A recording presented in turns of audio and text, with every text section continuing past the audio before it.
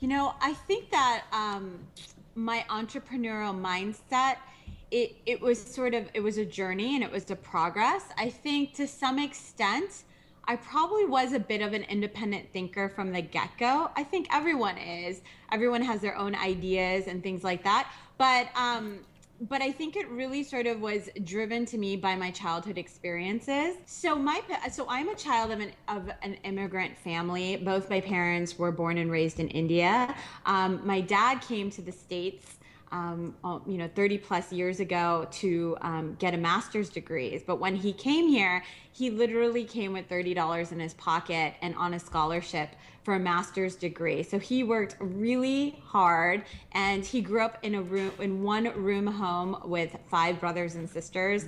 Their bathroom was a common bathroom in India that was shared by the entire building. So you can imagine such humble beginnings for him. And when he came to the States, he worked really hard. He married my mom through an arranged marriage, and they settled in Houston, Texas. And my dad was also an entrepreneur. He was working in the oil industry and was importing and exporting some minerals.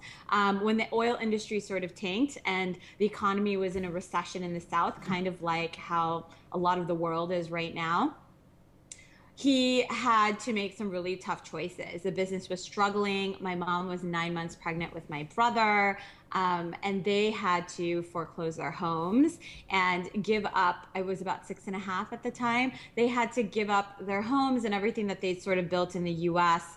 My dad took a job, and the only job he could really find at the time was in Minnesota. So we moved from Texas to Minnesota.